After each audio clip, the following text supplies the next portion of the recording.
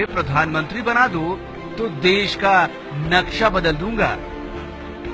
इस दावे को मजाक समझकर हंसी में उड़ाने से पहले ये मत भूलिए कि मोदी जी पिछले 1 साल में सैकड़ों बार देश का इतिहास भूगोल दोनों बदल चुके हैं। देश को बदलने का दावा करने से पहले मोदी जी देश के बारे में थोड़ा बहुत जान भी लें तो बेहतर होगा।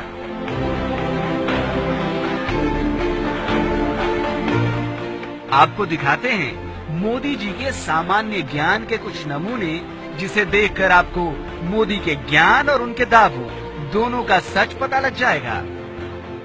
प्रधानमंत्री जी, मेरी गुजरात की मिट्टी के सपूत डॉक्टर श्यामा प्रसाद मुखर्जी विद्वान थे। विवेकानंद जी उनके साथ वार्ता करते थे। स्वामी दयानंद सरस्वती उनसे वार्ता करते थे। लोकमान्य तिलक उनका मार्गदर्शन में संपर्क बनाए रखते थे। मोदी जी ने जो कहा उसकी हकीकत तो आप समझ ही चुके होंगे। अगर ना समझें तो हम आपको बताते हैं। मोदी ने कहा कि उनकी गुजरात की धरती के सपूत डॉक्टर श्यामा प्रसाद मुखर्जी, जबकि हकीकत ये है कि श्यामा प्रसाद मुखर्जी गुजरात के नहीं पश्चिम बंगाल के थे। मोदी के मुताबिक स्वामी विवेकानंद जी श्यामा प्रसाद मुखर्जी से बातचीत करते थे, जबकि हकीकत यह है कि श्यामा प्रसाद मुखर्जी का जन्म 1901 में हुआ था। वहीं विवेकानंद जी का निधन 1902 में हो गया था। अब ये कैसे हो सकता है कि सिर्फ 1 वर्ष की उम्र में ही श्यामा प्रसाद मुखर्जी स्वामी विवेकानंद से बातें करने लगे हों?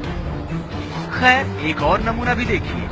मोदी ने स्वामी दयानंद सरस्वती और श्यामा प्रसाद मुखर्जी की दोस्ती का भी जिक्र किया, जबकि हकीकत ये है कि स्वामी दयानंद सरस्वती का निधन 1883 में ही हो गया था। बस इतने में ही हैरान मत होइए, जरा मोदी जी के आगे का भाषण भी सुनिए।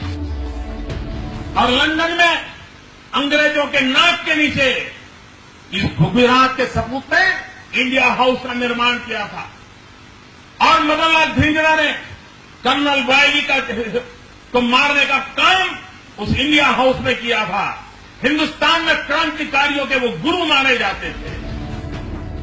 भाषण की अगली लाइन में ही मोदी का ज्ञान गच्चा खा गया। मोदी जी ने कहा कि श्यामा प्रसाद मुखर्जी के कहने पर ही मदन लाल ढींगरा ने लंदन में कर्नल वायली को मारा था। वैसे ये बात सच है कि क्रांतिकारी मदन लाल ढींगरा ने ही कर्नल वायली को मौत के घाट उतारा था, लेकिन मदन लाल ढींगरा ने कर्नल वायली की हत्या 1 जुलाई 1909 को की थी, यानी उस वक्त जब श्यामा प्रसाद मुखर्जी सिर्फ 8 साल के थे। अभी तो और हंसना बाकी है, क्योंकि भाषण का अगला हिस्सा तो और भी मजेदार है। 1930 में उनकी मृत्यु हुई और मरते समय उन्होंने की इच्छा व्यक्त की थी कि मेरे अस्थि जो है उसको संभाल के रखा जाए, लेकिन देश जब आजाद हो तब मेरे अस्थि आजाद हिंदुस्तान में ले जाएं, ताकि मैं जो आजाद भारत की सांस लेना चाहता था, जीते जी नहीं ले पाया, लेकिन मेरे मरने के बाद मेरे अस्थि को आजाद हिंदुस्तान की हवा का रुख का पता चले, इसलिए ये मेरे अस्थि संभाल के रखे जाए, देश आजाद होने के बाद उसे ले जाया जाए। 1947 देश आजाद होने के बाद पंडित नेहरू का पहला काम था कि कोई प्रतिनिधि को भेज करके देश के लिए जीने मरने वाले डॉक्टर श्यामा प्रसाद मुखर्जी के उस अस्थि को हिंदुस्तान ला देते। नहीं किया। वैसे अब आप चाहे तो हंस सकते हैं, और अगर अब भी हंसी नहीं आई तो भाषण के इस हिस्से की असलियत सुनकर जरूर आएगी। मोदी जी ने कहा कि डॉक्टर श्यामा प्रसाद मुखर्जी का निधन 1930 में हुआ था, वो भी लंदन में, और आजादी के बाद भारत सरकार उनकी अस्थियां तक नहीं ला पाई। अब जरा असलियत भी सुन लीजिए। श्यामा प्रसाद मुखर्जी का निधन 1953 में हुआ था, वो भी लंदन में नहीं, कश्मीर में।